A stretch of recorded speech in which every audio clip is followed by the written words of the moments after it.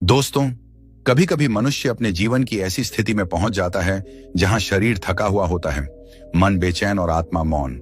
हर सुबह उठते ही थकान का एहसास, भोजन खाने के बाद भारीपन, चेहरे पर निखार की जगह फीकी छाया। अर्जुन भी ऐसा ही अनुभव कर रहा था। वह एक साधारण युवक था। दिन भर काम में डूबा रहता, रात में देर तक मोबाइल पर स्क्रॉल करता और सुबह जब आईने में खुद को देखता तो उसे लगता जैसे भीतर की ऊर्जा धीरे धीरे खत्म हो रही हो। उसका शरीर चल रहा था पर आत्मा ठहरी हुई थी। एक शाम वह अपने कमरे में अकेला बैठा था। मन में अजीब सी खालीपन थी।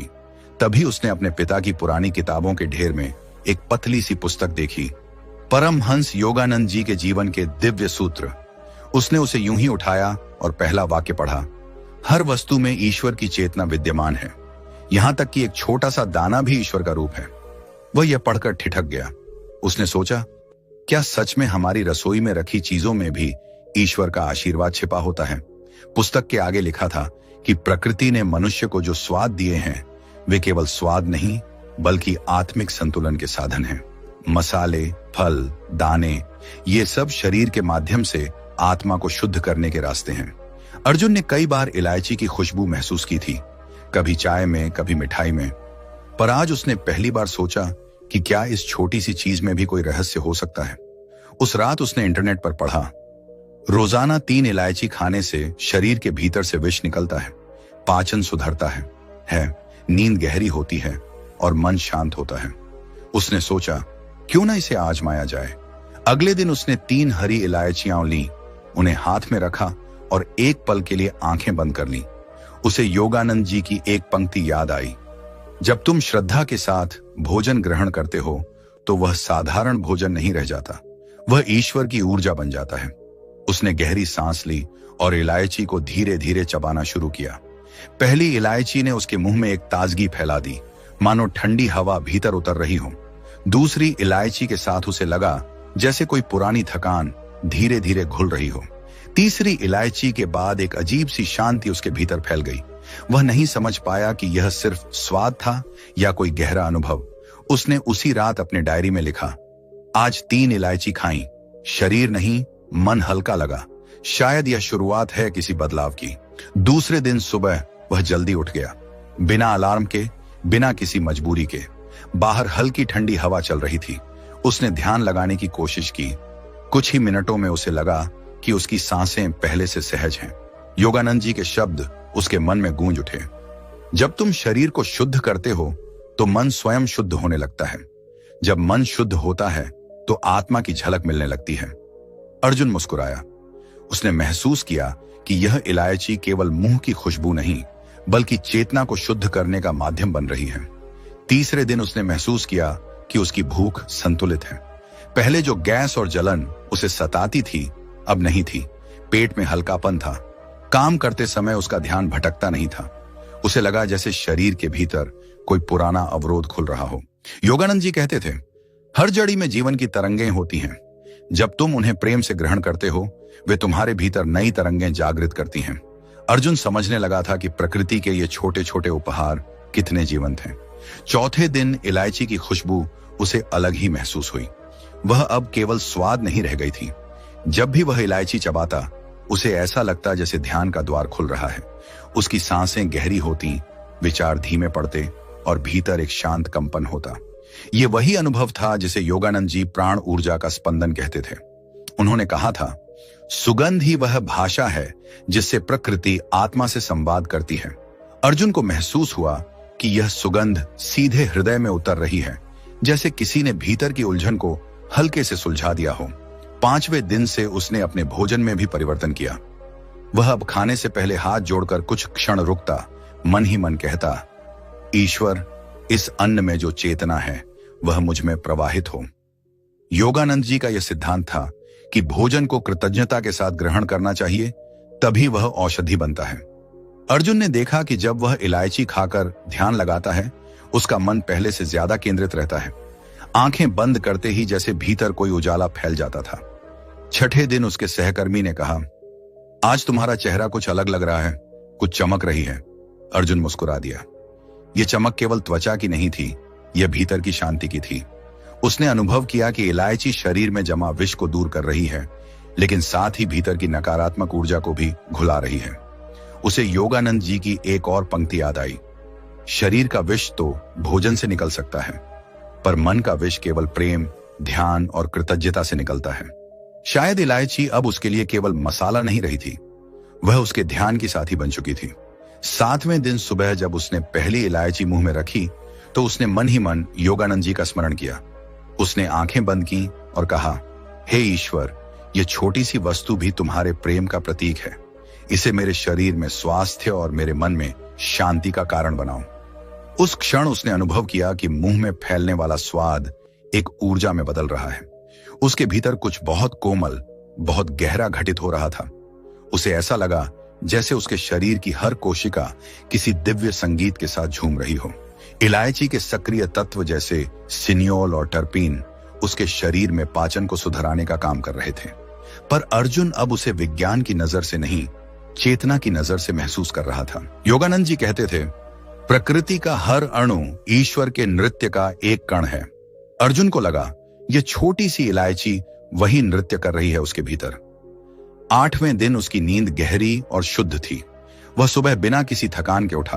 ध्यान के दौरान उसे महसूस हुआ कि उसकी सांसें अब बहुत सहज हो गई हैं।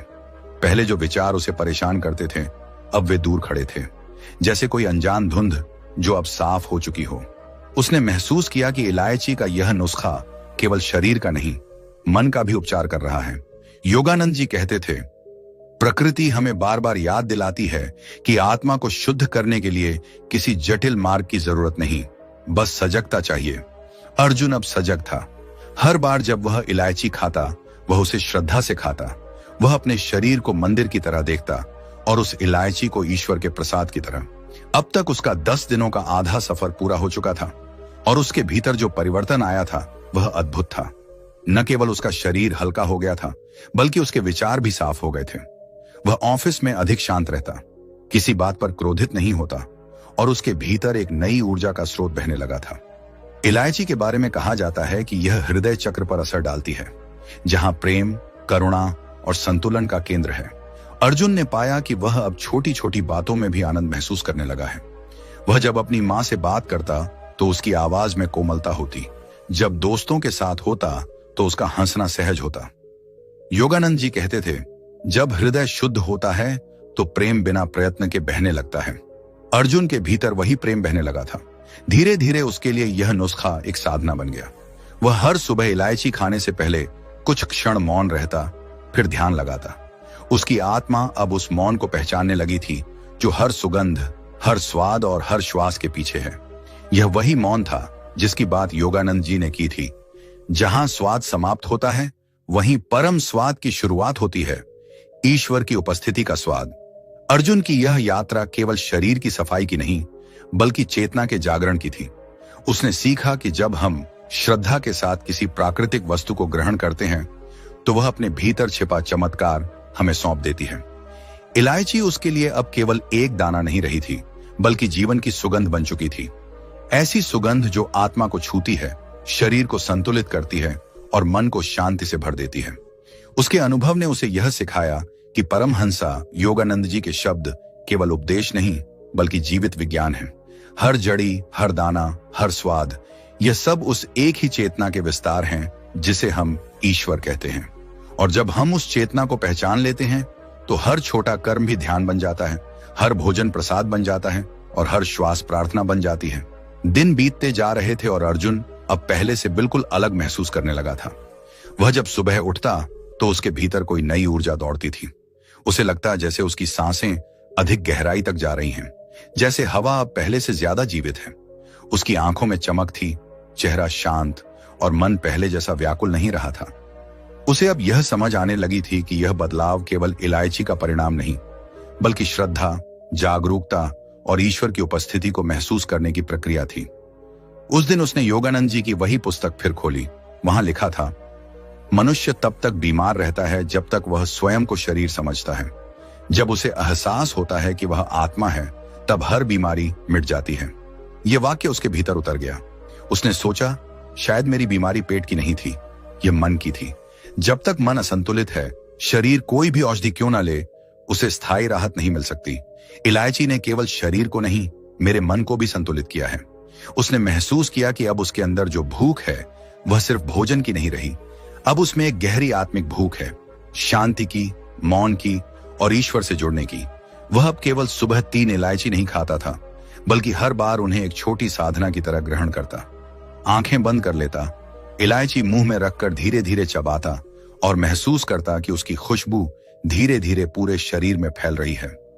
उसे ऐसा लगता जैसे हर कोशिका उस सुगंध को पी रही हो। धीरे धीरे उसके भीतर की गति बदल रही थी। जहां पहले उसका मन अशांत रहता था, अब वहां एक मधुर ठहराव था। उसे महसूस हुआ कि वह अब बाहरी घटनाओं से पहले जैसा प्रभावित नहीं होता। कोई कुछ कहे, परिस्थिति बदल जाए, पर उसके भीतर की शांति स्थिर बनी रहती। वह सोचता, क्या सच में इतनी छोटी इलायची ने मुझे इतना बदल दिया? पर फिर उसे योगानंद जी के शब्द याद आते, हर परिवर्तन भीतर से शुरू होता है, बाहरी वस्तुएं केवल उस प्रक्रिया को जगाने के साधन हैं। अब उसके शरीर में भी कई सकारात्मक परिवर्तन स्पष्ट दिखने लगे थे। उसकी त्वचा पहले जैसी रूखी नहीं थी, अब उसमें एक हल्का सा निखार था। उसकी आंखों के नीचे की थकान की लकीरें कम हो गई थीं। वह अपने काम पर अधिक केंद्रित हो गया था। पहले जो कार्य उसे बोझ लगते थे, अब वही कार्य उसे एक अवसर जैसे लगते। उसे महसूस हुआ कि शरीर में एक नया संतुलन लौट आया है, जैसे भीतर कोई जमी हुई ऊर्जा अब स्वतंत्र रूप से बह रही हो। एक शाम जब वह ध्यान कर रहा था, तो उसे महसूस हुआ कि उसकी सांसें अब बहुत हल्की हैं, जैसे वह खुद ही हवा में घुल रहा हो। उस क्षण उसे योगानंद जी के गुरु श्री युक्तेश्वर जी की एक बात याद आई। भोजन वह औषधि है जो शरीर को आत्मा की सेवा के योग्य बनाती है। अर्जुन को अब यह बात समझ आने लगी थी। इलायची के ये 10 दिन उसे केवल शारीरिक उपचार नहीं दे रहे थे, बल्कि उसके अंदर के साधक को जगा रहे थे। उसने अब अपने जीवन शैली में छोटे छोटे परिवर्तन करने शुरू कर दिए। वह अब भोजन के समय शांत रहता, किसी से बातचीत नहीं करता और हर निवाले को कृतज्ञता के साथ खाता। उसे यह समझ आने लगा था कि भोजन केवल पेट भरने के लिए नहीं, बल्कि चेतना भरने के लिए होता है। योगानंद जी ने कहा था, जब तुम भोजन को प्रेम से देखते हो, तो वह भी तुम्हें प्रेम से देखता है। अर्जुन को लगता था कि इलायची अब उसे पहचानती है। जब वह उसे हाथ में उठाता, तो जैसे कोई सूक्ष्म कंपन उसकी उंगलियों से होकर हृदय तक पहुंचता। 7वां दिन उसके जीवन का टर्निंग पॉइंट बन गया। उस दिन उसने ध्यान से पहले इलायची खाई और गहरी श्वास ली। अचानक उसे महसूस हुआ जैसे उसकी रीढ़ में ऊपर की ओर एक ऊर्जा प्रवाहित हो रही है। वह चौंक गया, पर साथ ही आनंद में डूब गया। यह अनुभव इतना सूक्ष्म और गहरा था कि शब्दों में बांधा नहीं जा सकता। उसे लगा जैसे उसका शरीर केवल एक खोल है और भीतर कोई प्रकाश है जो धीरे धीरे फैल रहा है। उसे योगानंद जी की एक पंक्ति याद आई, जब प्राण का प्रवाह शुद्ध हो जाता है, तो आत्मा का प्रकाश सहज प्रकट होता है। उसने महसूस किया कि इलायची के इन दिनों ने उसके प्राण को साफ किया है और अब वही ऊर्जा उसके भीतर प्रकाश जगा रही है। अब उसके आसपास के लोग भी बदलाव महसूस करने लगे थे। उसके सहकर्मी कहते, तुम्हारा चेहरा कुछ अलग दिखता है, जैसे हमेशा मुस्कान तैरती रहती है। उसकी मां कहती, पहले तुम इतने चिड़चिड़े थे, अब बहुत शांत हो गए हो। अर्जुन खुद समझ नहीं पा रहा था कि यह परिवर्तन कहां से आ रहा है, लेकिन वह जानता था कि यह यात्रा अब केवल शारीरिक नहीं रही, यह आत्मिक हो चुकी थी। एक रात वह योगानंद जी की एक बात पढ़ रहा था। वस्तुएं छोटी हो सकती हैं, पर उनका प्रभाव अनंत हो सकता है यदि उन्हें श्रद्धा से ग्रहण किया जाए। उसे लगा कि यही बात उसकी इलायची यात्रा पर सटीक बैठती है। ये 3 छोटी छोटी इलायचियां उसके जीवन में जैसे एक ध्यान बन गई थी, एक माध्यम जिससे वह अपने भीतर के ईश्वर से जुड़ने लगा था। 8वें दिन जब उसने पहली इलायची मुंह में रखी, तो उसके भीतर गहरी कृतज्ञता का भाव उठा। उसने मन ही मन कहा, धन्यवाद प्रभु, इस छोटे से बीज में तुम्हारी उपस्थिति के लिए। उसे महसूस हुआ कि यह धन्यवाद देना ही असली आरोग्य है। योगानंद जी कहते थे, कृतज्ञता वह औषधि है जो शरीर, मन और आत्मा तीनों को संतुलित करती है। अर्जुन को अब हर क्षण यह कृतज्ञता महसूस होती थी। वह जिस पानी को पीता, उसमें भी उसे ईश्वर की तरंगें दिखती। जिस हवा में सांस लेता, उसमें भी प्रेम का स्पर्श महसूस करता। 9वें दिन उसने महसूस किया कि उसका मन अब बहुत स्थिर है। पहले जहां ध्यान लगाना कठिन लगता था, अब वह सहज ही भीतर उतर जाता। इलायची की सुगंध जैसे उसे गहराई में खींचती थी। जब वह आंखें बंद करता, तो यह खुशबू उसके मन को पिघला देती। उसके विचार मौन में विलीन हो जाते और केवल एक शुद्ध उपस्थिति बचती। ये वही स्थिति थी जिसे योगानंद जी सहज समाधि कहते थे। उन्होंने कहा था, जब शरीर और मन दोनों शांत हो जाएं, तो आत्मा स्वयं बोलने लगती है। अर्जुन अब उसी स्थिति को महसूस करने लगा था। अब तक उसके शरीर में पूर्ण परिवर्तन हो चुका था। उसका पाचन उत्तम था, त्वचा में चमक थी, नींद गहरी थी और दिन भर ऊर्जा बनी रहती थी। लेकिन उससे भी गहरा परिवर्तन यह था कि वह अब अपने जीवन को एक साधना की तरह जीने लगा था। उसे अब हर कार्य में एक लय, एक संगीत महसूस होता। जब वह चलते हुए हवा को महसूस करता तो उसमें भी उसे ईश्वर की धड़कन सुनाई देती। 10वें दिन के आसपास उसके भीतर कुछ और सूक्ष्म घटित हुआ। जब उसने सुबह 3 इलायची खाई और ध्यान लगाया तो उसे लगा जैसे उसके हृदय से एक मधुर प्रकाश बाहर फैल रहा है। वह रो पड़ा। आंसू खुशी के थे, किसी गहरी पहचान के थे। उसने महसूस किया कि वह स्वयं अपने भीतर के ईश्वर से मिल गया है। उसके मन में योगानंद जी के शब्द गूंजने लगे, तुम जिस प्रकाश की खोज में बाहर भटकते हो वह तुम्हारे भीतर ही है, बस तुम्हें अपनी चेतना को शुद्ध करना होता है। उसने समझ लिया था कि इलायची केवल एक माध्यम थी, असली चमत्कार उसके भीतर हुआ था। अब उसका हर दिन आभार से भरा होता। वह कहता, प्रकृति हर रूप में ईश्वर की मुस्कान है और इलायची उसकी सुगंध। उसे अब न किसी बीमारी का डर था, न किसी तनाव का बोझ। उसने अपने भीतर एक नया विश्वास पाया था कि हर प्राकृतिक वस्तु में दिव्यता छिपी है और जब हम श्रद्धा से उसे अपनाते हैं तो वह हमें हमारे वास्तविक स्वरूप तक पहुंचा देती है। वह अक्सर योगानंद जी की वह पंक्ति याद करता, ईश्वर तुमसे शब्दों में नहीं अनुभवों में बात करते हैं। और उसे एहसास होता कि ये 10 दिन उसी संवाद का हिस्सा थे। ईश्वर ने उससे बात की थी, इलायची की सुगंध के जरिए, ध्यान के मौन के जरिए और आत्मा की गहराई के जरिए। अर्जुन अब अपने मित्रों को भी यह साधना बताता, लेकिन वह हमेशा कहता, इसे केवल शरीर सुधारने के लिए मत अपनाओ, इसे श्रद्धा से करो। हर इलायची को ऐसे खाओ जैसे तुम ईश्वर के प्रसाद को स्वीकार कर रहे हो, तभी इसका असर तुम्हारे भीतर तक जाएगा। वह जानता था कि यह केवल एक नुस्खा नहीं, बल्कि एक आध्यात्मिक अनुशासन है, अवेयरनेस की साधना। उसके जीवन का दृष्टिकोण अब पूरी तरह बदल गया था। वह समझ गया था कि स्वास्थ्य केवल दवाइयों से नहीं, बल्कि चेतना से आता है।